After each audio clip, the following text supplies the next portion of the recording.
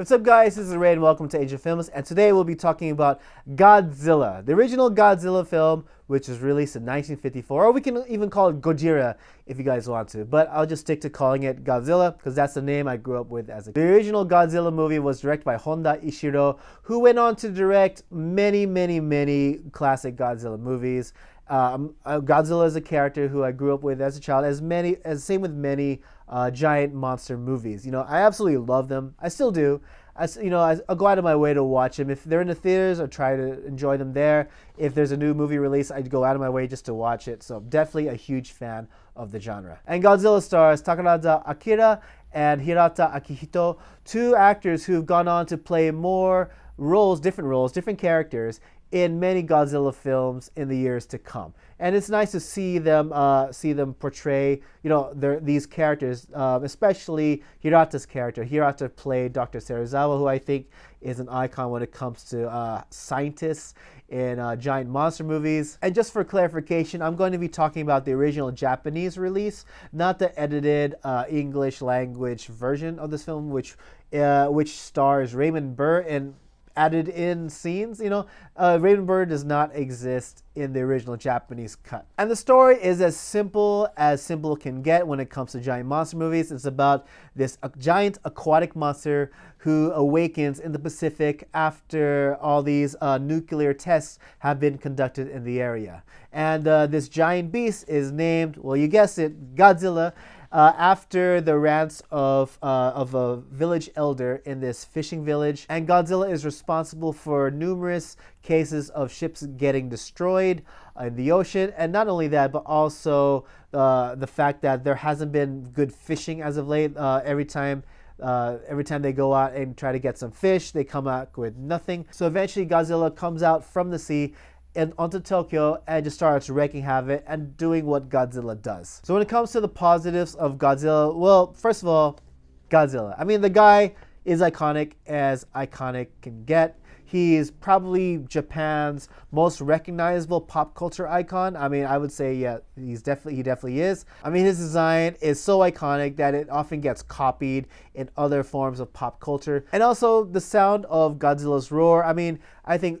when anyone can hear this roar, everyone just knows, yes, it's Godzilla. And Godzilla in this movie, the guy in the suit, Godzilla was made via rubber suit. I think some sites or sources call this technique suitmation. I don't hear that term anywhere in Japan. We just call it tokusatsu. Godzilla kind of pioneered tokusatsu in the form of techniques that's utilized to make these monsters come to life. And we have Tsuburaya Eiji to thank for that. But yes, portraying Godzilla in the suit was Nakajima Haruo, who portrayed Godzilla in many films, many classic Godzilla films. And if there's anyone who knows how to portray a giant monster, it's definitely Nakajima. And although Godzilla was inspired by classic movies King Kong and The Beast from 20,000 Fathoms, it utilizes all these techniques that I just mentioned, anything from rubber suits to miniature sets, to really set this movie apart from its predecessors. And also the music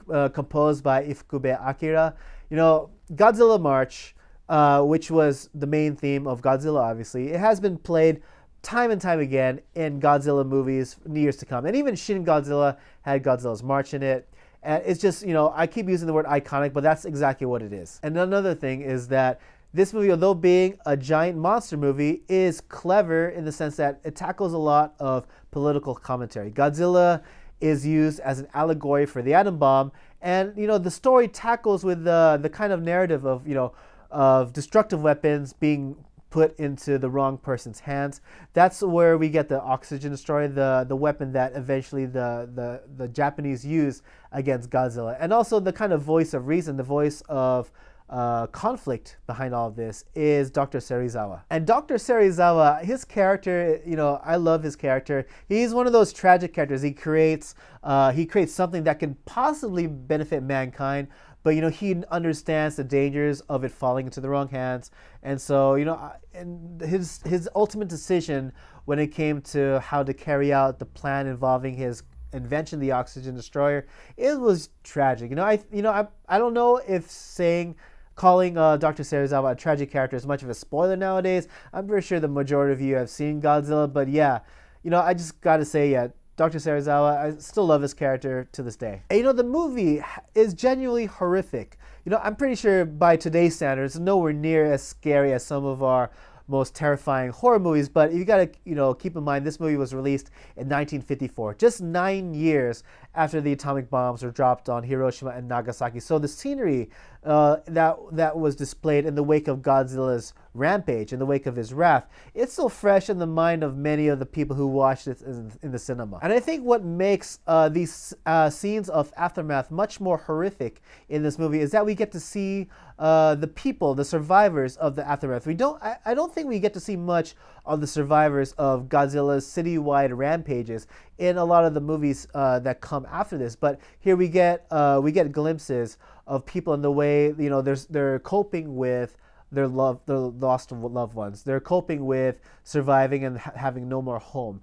And we don't really get to see much of that later on, as I said. And I can only imagine that when people who survive the atomic bomb or have loved ones who've experienced it for themselves have seen this movie back in the day in 1954, I can only imagine the kind of terror that they felt when seeing this, and they just remember everything. And the only negative I have to say about Godzilla is I thought that when they revealed Godzilla for the first time, it could have been done a little bit better to make him seem more terrifying, more frightening, because he just kind of like, hey, I'm Godzilla, and he pops out of a hill. I think it could have definitely been done better. Overall, what did I think of Godzilla? Well, it's a classic, and it shows that you can have a layered and nuanced story with equally nuanced characters, despite using techniques that many, by today's standards, would label cheesy. But despite any kind of cheesiness, you may think it's trend-setting, and the word I've been using the whole entire time here in this review is iconic. But yes, this movie is iconic because Godzilla, his movies haven't really ended since the 1950s. He still comes out with movies to this day, whether it be in Japan or in Hollywood, and even in anime form. And even novels, graphic novels, comics, they still come out. Godzilla is just that legendary. Needless to say, yes, if you haven't seen it, do yourself a favor and check out this classic film. But yes, those are my thoughts on Godzilla. What did you guys hear? What kind of questions did you guys have? Let me know in the comment section below. Please like, share, subscribe, follow me on Facebook and Twitter. And by all means, please support Asian Films on Patreon. It definitely helps the channel a lot. And hey, did you know I started a Discord server for those of us who want to chat about Asian films? You can find a link to the Discord server in the description area below. And yeah, that's about it for me, guys. And as always, everyone, thank you so much for watching, and hope to see you all again in the next video. Take it easy.